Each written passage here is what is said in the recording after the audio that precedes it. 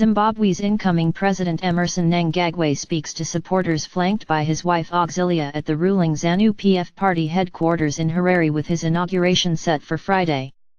Zimbabwe's Emmerson Mnangagwa was set to be sworn in as president on Friday, marking the final chapter of a political drama that toppled his predecessor Robert Mugabe after a military takeover.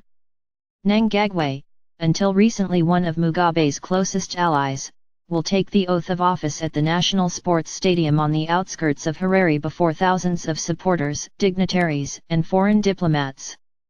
Snipers took up positions around the stadium amid tight security as jubilant Mnangagwa supporters streamed in, with many dancing as music played. "We are excited and expecting a lot from Mnangagwa. We have been under a dictatorship for a very long time," 23-year-old Sharon Mnangagwa said, referring to Mugabe. "Mugabe is very old. We do not expect that he will be punished for his crimes." "How do you punish a 93-year-old? But his wife and others must be charged if they committed crimes." The former president, who ruled the southern African country for 37 autocratic years, was ousted from office when the military intervened after he had sacked Mnangagwa as vice president. "We thank you, our soldier," said one banner in the sports ground. The crocodile. Mugabe is in increasingly frail health and had been positioning his wife Grace as his successor, but the army chiefs acted to halt the plan and usher in Mnangagwa. Zimbabwe's military marching band prepares for Mnangagwa's inauguration ceremony. State-run media had earlier claimed that Mugabe may even attend his successor's swearing-in, but later suggested that after he and Mnangagwa talked about the inauguration, he agreed he needed time to rest. Mnangagwa also assured him and his family maximum security and welfare for their future as private citizens and appraised him of preparations for Friday's inauguration, the state-run Herald news site also reported. Buses brought well-wishers to the 60,000 capacity stadium from the early hours of Friday. "Come and be an eyewitness of history being made, the historic ushering in of a new era and better country," said a statement from the ruling Zanu-PF party calling on people to attend the inauguration. Mnangagwa, 75, said this week that Zimbabweans were witnessing a new and unfolding full democracy, though critics say he is a Zanu-PF hardliner who gained power in a de facto military coup.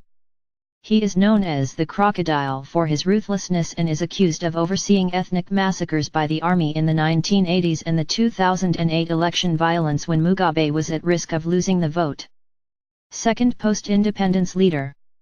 Ahead of the inauguration, the army warned that criminals had been impersonating soldiers since the crisis to extort money from the public and called on Zimbabweans to obey the law. Britain, the former colonial power, said it was sending Africa Minister Rory Stewart to the ceremony. Regional heavyweight South Africa said President Jacob Zuma would not be present as he was hosting a visit by Angola's new head of state. Many in Zimbabwe hope Mnangagwa will push through reforms to bring in investment. Zuma praised Mugabe, noting his contribution to the liberation of the southern African region and the decolonization of the continent. Mugabe had ruled since Zimbabwean independence in 1980, exercising almost total authority to crush any sign of dissent. The majority of Zimbabweans have only known life under Mugabe, the world's oldest head of state, during a reign defined by brutality, rigged elections, and international isolation.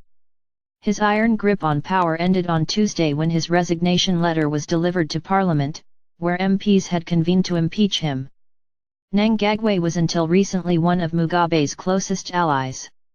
Mugabe was last seen in public on Friday and gave a defiant televised address on Sunday. Neither he nor his wife Grace has been seen since, though they are expected to be given protection by the government. The main opposition group, the Movement for Democratic Change, said it was cautiously optimistic that Mnangagwa would not be as evil, corrupt, decadent as Mugabe. In the week before Mugabe resigned, military vehicles rolled down Harare's streets.